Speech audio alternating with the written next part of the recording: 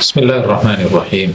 கனிமான சகோதர சகோதரிகளே, அல் குர்ஆனும் ஹதீஸும் ஒரு முஸ்லிமுடைய வாழ்வில் பிரிக்க முடியாத, இரண்டும் ஒன்றர கலந்த மிக முக்கியமான அடிப்படைகள் என்பதை புரிந்து கொள்ள வேண்டும்.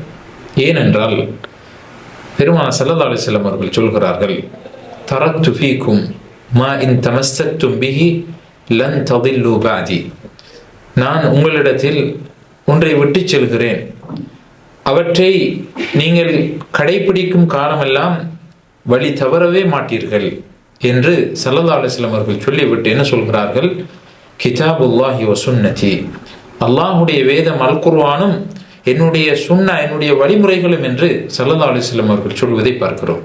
கண்ணியமானவர்களே, இந்த உலகத்தில் ஒரு மனிதன் ஈடேற்றம் உள்ளவனாக, இந்த உலகத்தில் ஒரு மனிதன் இறைவனுக்கு விசுவாசம் உள்ளவனாக வாழ்ந்து மரணிக்க வேண்டும் என்றால் அவன் அல் குர்ஆனையும் சுன்னாவையும் தன்னுடைய உயிர் மூச்சாக எடுத்துக்கொள்ள வேண்டும்.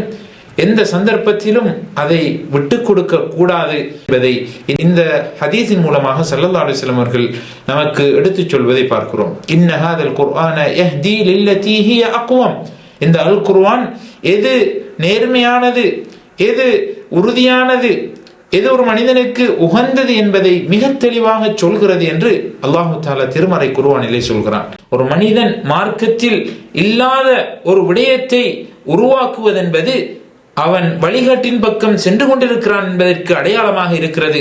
மன் அஹ்தஸ ஃபீ அம்ரினா ஹாதா மா லைஸ மின்ஹு ஃபஹுவ ரத்துன். எங்களுடைய இந்த மார்க்கத்தில் இல்லாத ஒன்றை யார் புதிதாக உருவாக்குகிறாரோ அது நிராகரிக்கப்படக்கூடியது என்று அல்லாஹ்வுடைய தூதர் ஸல்லல்லாஹு அலைஹி வஸல்லம் அவர்கள் சொல்கிறார்கள். என்றால் ஒரு மனிதன் மார்க்கத்தில் இல்லாத ஒன்றை மார்க்கமாக நம்பி செயல்படுகிறான் என்றால் அவன் அல் குர்ஆனையும் சுன்னாவையும் தன்னுடைய வாழ்வில் முறையாக கடைபிடிக்கவில்லை என்பதை நானும் நீங்களும் புரிந்து கொள்ள வேண்டும்.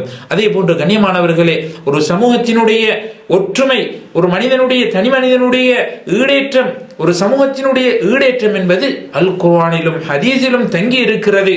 அல்லாஹ் தஆலா திருக்குர்ஆனில் சொல்கிறான், ஃபஇன் தனாஸஅதும் ஃபீ ஷைஇன் ஃபருத்தூஹு இலல்லாஹி வர் ரசூல்.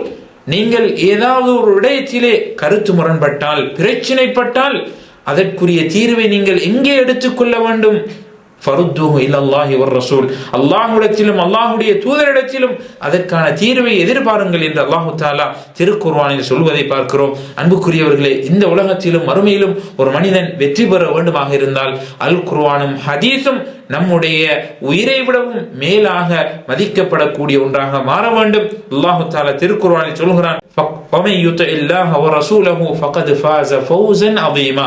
யார் அல்லாஹ்வையும் அல்லாஹ்வுடைய தூதருக்கும் கட்டுப்பட்டு நடக்கிறானோ அவன் மகத்தான வெற்றி அடைந்தவனாக மாறிவிடுகிறான்.